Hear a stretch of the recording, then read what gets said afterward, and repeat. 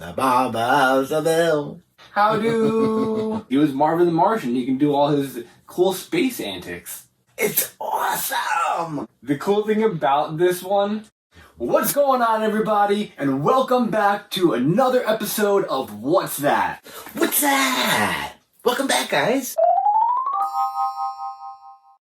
As always, my name is Nick the Viking. This is my partner in crime, Ruben the Toy Man. Good to see you guys. This is a show where we dive into pop culture, share some items with you, and who knows what we bring you each week. If you're watching us on YouTube, it's a perfect time to hit that subscribe button, the notification bells, because we do this every week. Oh, yeah. And if you're watching on Facebook, if we happen to make you laugh, hit the like or the follow button, because it doesn't take a lot to give us feedback for putting work into this video. Yeah, hit us up, guys. Hopefully you guys enjoy the journey that we bring you through. It's going to be very exciting. We love the subject matter. We hope that you do too. This week, we have something special for you. We're going to be focused in on Fantastic Funkos. That's right. We have a large collection of Funko Pops, and as you know, Funkos can range from small, tiny figures to grandiose figures, and people collect them. They go nuts for them, so there's really something out there for everybody. Funko covers a wide range of subject matter. Movies, TV, comic books, you name it. They usually have some point of reference to that item, and they usually do a pretty good job in capturing the essence. We're going to bring you a special item, Funko related, one that we consider one of our top favorites. Hopefully, you'll get some enjoyment and make them some of your top favorites as well.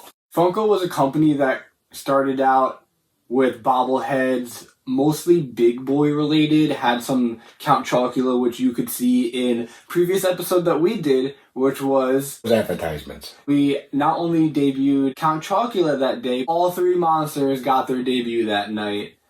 It really got its launch when the Austin Powers bobblehead went crazy, and they shipped out over 100,000 of them.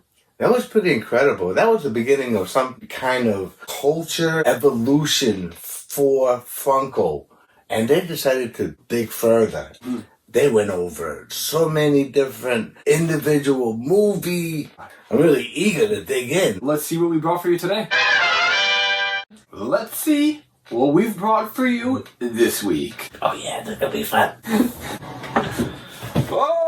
Okay, ladies and gentlemen, we have a special one for you today. Because not only is this an awesome piece, this is actually one of the more rare ones that you can come across in our collection. This particular piece, it's a Pop Rise Duck Dodgers Marvin the Martian in his spaceship. It's awesome! What Looney Tunes fan was not a fan of Duck Dodgers? I remember those cartoons coming on back in the 90s and early 2000s. The interesting thing about this particular piece is not only is Marvin the Martian sitting there, he's in his rocket ship convertible, and he's holding that little transducer thing. What do you call that thing? As special as this is, one of the reasons why it is so rare is because it is a limited quantity piece, while other pieces we have shown have been a 5,000 piece limited quantity. This is only a 3,000 piece limited quantity. And with only 3,000 made, it becomes very highly desirable, thus boosting up the price, because who wouldn't want to have one? And we get to touch Marvin the Martian. Marvin the Martian was one of the cooler villains of the Looney Tunes series in Space Jam. He was Marvin the Martian. He can do all his cool space antics.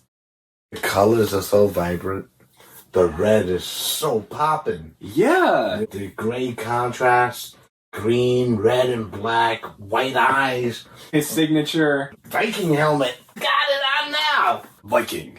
You can't deny that it really pops well. The piece itself pops really well. The box pops with the blue and the space themes on it. The cool thing about this one is it reminds me of those rides you would see at like Toys R Us. Put a quarter in me and I work. Yeah, exactly. Where you would have the little spaceship or the car or whatever, and you would be riding with Jeffrey or whoever would be at the car. Now you're riding with Marvin. I've ridden the Batmobile, the rocket ship, the fire engine, and that was when I was 40. I just hit my head on the wall. Do you want to tell them what that is that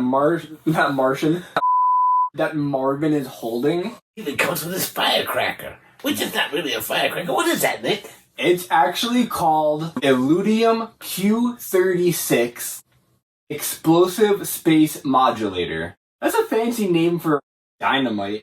That's a firecracker to me. Because that little stick was actually created by Marvin the Martian to blow up the Earth in not just one episode, but 2 episodes of the Looney Tunes called Hair Devil Hair and Hairway to the Stars.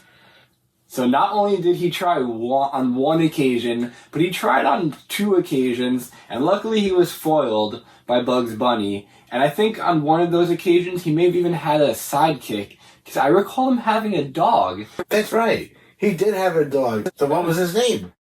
Funny enough, it was just Canine. That was like so cool. A canine alien dog who wanted to destroy the Earth. How epic! With the Merry Melodies music, the graphics being depicted in cartoon form, and Bugs Bunny, a character who's been revered for over 75 years now. What a recipe for success. There were a lot of cool robot gadgets and other alien technology that he used to try to capture him throughout the episode.